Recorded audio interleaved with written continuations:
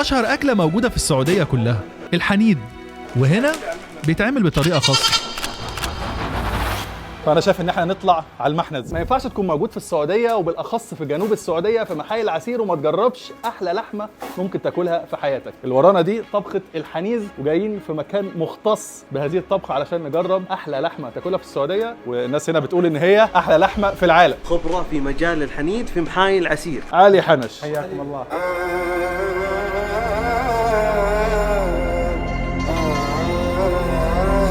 ما شاء الله.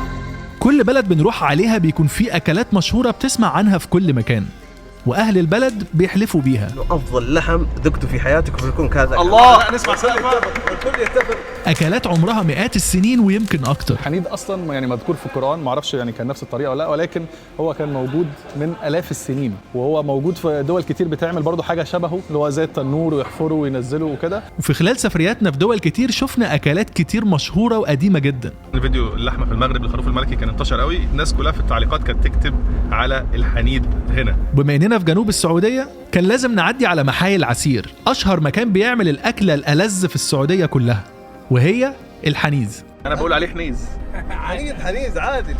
يعني الموضوع مش مجرد لحمة محطوطة على الحطب، لا، الموضوع فيه مكونات وطبقات ومراحل كتير قوي. كأنها قنبلة نووية ما شاء الله يعني.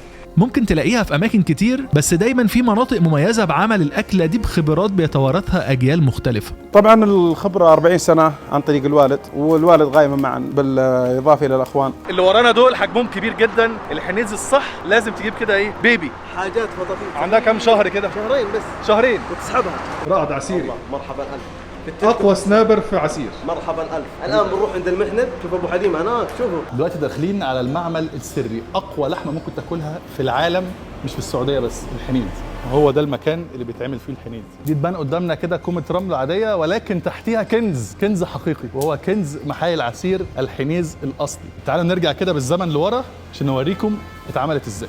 ما كانش ينفع نكون موجودين في السعودية وبالأخص في الجنوب وما نجربش الحنيذ اللي أهل المكان هنا بيقولوا عليه أحلى لحمة ممكن تاكلها في حياتك، سواء كان اللحمة نفسها أو طريقة الطبخة. المكان اللي ورانا ده اسمه علي حنش في محايل العسير، واحد من أقدم الأماكن اللي موجودة هنا، ووارثين الشغلانة أبا عن جد. شيء أساس يعني أن الواحد يكون عنده مراح خاص فيه هو، يكون التربية تحت يعني نظره هو، عارف إيش اللي يصلح يقدمه للزبائن وإيش ما يصلح يطلعه. خلي الناس يطلع ذبيحة. مين اللي بيزعق؟ أحلى واحد ده.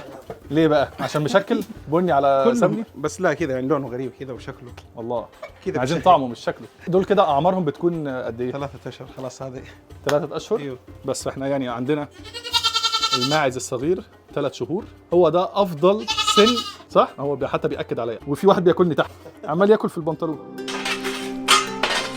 هذه الطريقة التاريخية طبعا أثرية من زمان. عندنا النوع من السلع نحطه هنا مبدئيا على أساس اللحم ما يحرق. يزرع يعني في كل مكان في المنطقة الجنوبية. قول بسم الله. كل ده طبعا بيستوي على الحطب، ففي طبقة الحطب وبعدين الحديد اللي اتحط عليه السلع اللي هو بيكون محطوط تحت اللحمة علشان اللحمة ما تتحرقش، وبعدين بقى نروح عند أهم واحدة وهي المرخ.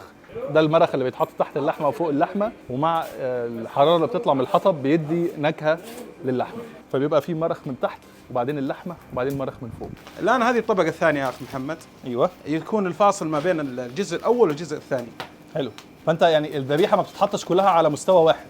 لا، انت بتقسمها، الذبيحه بتتقسم طبقات في السوى، يعني في ترتيب معين إيه؟ في التوزيع ده، انت صحيح. بتعمل طبقات. في ترتيب، لازم اللحم يكون مرتب. على اساس يكون معك اللحم الكبير لازم يكون مستوي، يكون تحت. تاخذ بالتدريج يعني الكبير ثم الوسط ثم الصغير. هذه حفره، هذه نسميها المله، تاخذ 30 ذبيحه، 40 ذبيحه، 50. بس انا لوحه فنيه مش طبخه ما شاء الله. في ناس تجي يعني تسال غالبا يعني اللي جاي من برا المنطقه يسالون ليش الضلوع تيجي كذا. هذه طريقه معينه خاصه فينا احنا منتكره في الرش. يعني بس يعني لو تيجي تسال اي مطعم ثاني يقدر يسوي لك الطريقه هذه ما راح يقدر يسويها. يعني الموضوع مش مجرد لحمه محطوطه على الحطب، لا، الموضوع فيه مكونات وطبقات ومراحل كتير قوي. عندك الحطب وبعد كده السلع وبعد كده المرخ وبعد كده اللحمه وبعد كده مرخ وبعدين لحمه تاني وبعدين مرخ وبعدين لحمه تاني، تحط طبقات طبقات طبقات لغايه ما في الاخر بتندفن ونسيبها بقى ايه ساعه ونص تتظبط. ما فائده الكراتين؟ الرمل اللي بنغطي عليها ما يوصل للمنطقه هذه. ننزل عليها بطبقه القماش وبعد كده تدفن كلها تحت الرمله. يعني ان شاء الله نشوف ان شاء الله قريبا ان شاء الله نقله نوعيه لمصر. المشروع القادم ان شاء الله هناك. ما عندناش حد بيعمل حنيذ في مصر. حياك الله. ورانا ده كده شكل الحنيذ بعد ما تجهز، شكله عامل يعني ايه. الله ينور. هذه الطريقه النهائيه ايوه للدفن على اساس تكون حافظه للحراره، تستوي اسرع وفي نفس الوقت تبقى ايه بتدوب بقى زي ما هي مشهوره عنها باذن الله. اهم اختبار للمحند انه ما يطلعش منه دخان قد كده، لان الفكره ان هو مقفول كده ايه زي البريستو قافل عليها بيحفظ الحراره عشان تستوي، فلو طلع دخان معنى كده ان الحراره بتتسرب، احنا بنروح قافلين عليها علشان تستوي اللحمه مظبوط في الوقت المناسب. في عندنا هو ملاحظ التهريب قفش هذا ضروري كل 5 دقائق ترجع تشوف عليها تلف عليها. المنطقه اللي جنبنا دي متقسمه غرف صغيره كده، فانت واصحابك كل مجموعه يجوا يقعدوا فيها، وفي غرف تانية بتكون خاصه عشان لو في عوائل في هناك غرف تانية. ولكن احنا رايحين فين بقى؟ احنا رايحين على المعمل علشان نشوف الاكله بعد ما خلصت. دلوقتي فات تقريبا ساعه ونص بعد ما دفنا وردمنا وعملنا كل المراحل دي، فالمفروض دلوقتي يكون الاكل جاهز. جاهز كده جاهز ان شاء الله. في نروح ان شاء الله. يلا نقول اتفضل على البوفيه. المرحله الاولى ان احنا طبعا نشيل الرمله، نشيل القماشه، نشيل كل حاجه لغايه ما نوصل ونشوف اللحمه وهي دايبه ومستويه. اهم حاجه يا محمد ركز لي على رشه الملح. طبعا يعني رشه الملح الاتراك بيعملوها وكده، والحركات دي هنا كانت موجوده قبلها، صح؟ صحيح صحيح. بسم الله على بركه الله. رفعنا الغطا من على اللحمه اللي هي استوت ودايبه، ما اتحطش عليها اي توابل. الحاجه الوحيده اللي بيتضاف عليها ايه يا ابو محمد؟ ملح. ملح فقط. يبدا يشيل المرخ اللي فوق اللحمه من بعيد كده، ممكن تحس ان هي مش مستويه عشان ده ظهر اللحمه، لكن لما تقلبها ما شاء الله. ناخدها كده اول قطعه. بسم الله. بسم اللحمه محمره ودايبه. الله عليك. بتدوب في البق وحاسس بطعم التدخين اللي طالع من الحطب والمرخ اللي انا ناسي اسمه، كل شويه احاول افتكر اسمه. مراحل مراحل مراحل، شيل طبقه وبعدين شيل المرخ اللي تحتيه وبعدين شيل الطبقه اللي بعدها وهكذا. مجهود والله. احنا قاعدين جوه الفرن حرفيا، يعني بص احنا متحوطين من كل الاتجاهات، جمع محنز محانز. احنا متحوطين بالمحارس حوالينا، فيعني لو وقفنا شويه هنبقى نص سوا.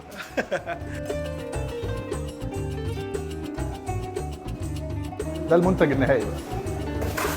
نحط الرز وفوقيه الحنين. الله على خشب. طبعا الواحد شكله مرهق اكنه طالع من ماراثون، ولكن هو ده ارهاق الفرن عشان احنا كنا قاعدين جوه الفرن والدنيا حر جدا، ولكن النتيجه تستاهل ان شاء الله. واحنا الاكل هيجي لنا دلوقتي ونجرب الحنيد في محايل.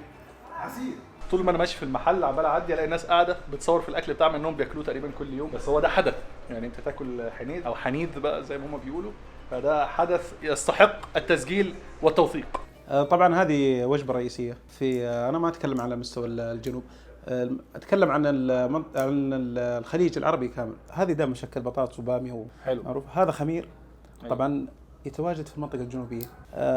هذه الشدخ وهذه الملوخيه، اضافه الى ذلك يعني برضو العسل والسمن. هل العسل ده موضه جديده ولا من زمان ياكلون العسل باللحم؟ يعتبر في المنادي اضافه يعني جديده في شارع المنادي. هذه مرسى، هذه اكلات شعبيه. اضافه الى ذلك هذه العريكه بس بطريقه مبتكره لنا احنا. العريكه والمرسى الاثنين اكلات جنوبيه. ايوه. ده الكتف وده الضلوع. لو يبغى لنا يوم الناس مش هتستحمل، الناس قاعده اصلا يا دوب يعني ايه شويه.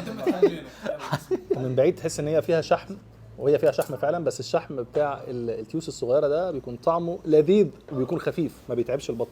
طبعا الحنيد يعني مش هينفع اقول لحمه مدخنه بس هي ليها طعم مميز جدا، ما اكلتوش في اي حته قبل كده. انا كنت باكل الحنيز اصلا في الامارات لما كنت عايش هناك، بس المرخ والحاجات اللي محطوطه بتدي نكهه مختلفه جدا، فهو في طعم توابل. انا يعني اكن في توابل بس هو مفيش توابل، مفيش غير الملح الخشن. محمره ازاي؟ الاحمرار ده يعني يحاول يقرب لك الطعم شكله عامل ازاي. هي بتبقى طريه كده وايه ومشبعه بالشحم، فتلاقيها ملغمه. احنا هنديها في الحنيز بقى وايه، ونشوفكم بعد شويه عشان نعرف نركز في هذه الاكله العظيمه.